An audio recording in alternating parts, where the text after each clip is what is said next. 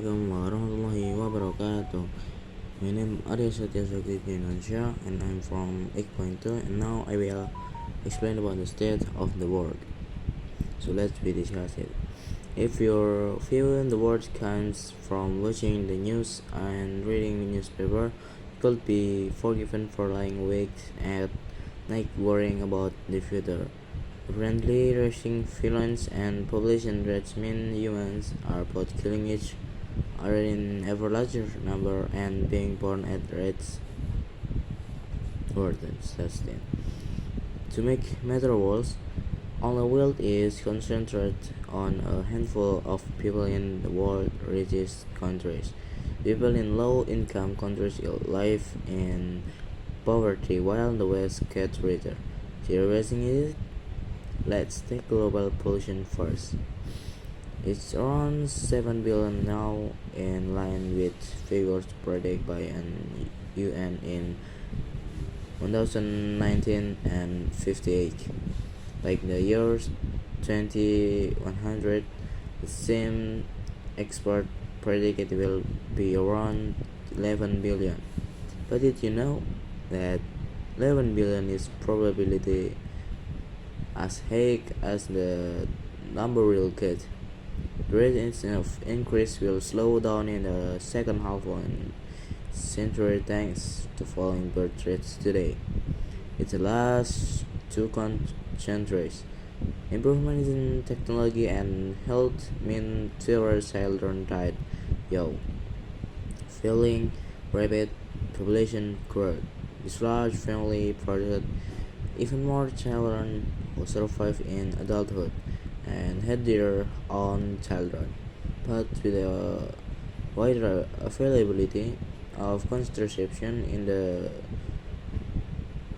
1916, the global average number of babies per woman has declined from 6 babies per woman to as low as 2.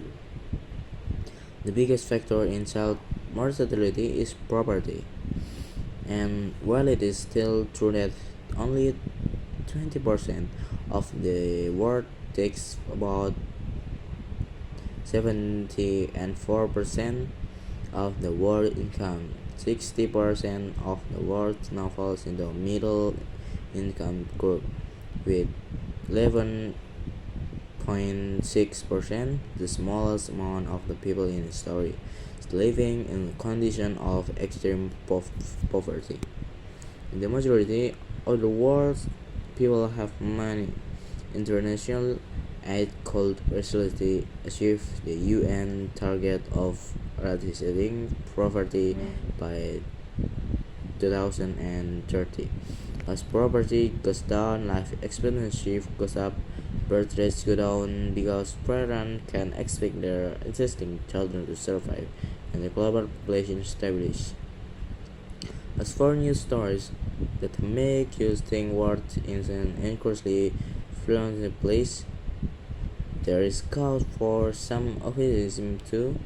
Between the end of the World War II and 1990, there were 30 wars that killed more than 100,000 people. Today there are still civil wars, but countries are mostly existing more peaceful and in the past. However, terrorists has set up in the last few years and since World War II. Wars have killed many more civilians and soldiers. Even for civilians, the statistics are not all bad. Although deaths are 9 times more likely to be a result of violent crime than political conflict. The global murder rate fell slightly from 8 per 100,000 people in 2000 to about 5.3 in 2015. Of course, none of this means the world is perfect, and whatever use personnel are affected by War and poverty is often down to lottery of where you're born. Also, we still face a problem of around making particularly environment ones like global warming and world and natural reservoir need to be distributed more fairly. But not all the news is bad news. Whatever the TV and newspaper right say. Okay, let's say Wassalamualaikum warahmatullahi wabarakatuh.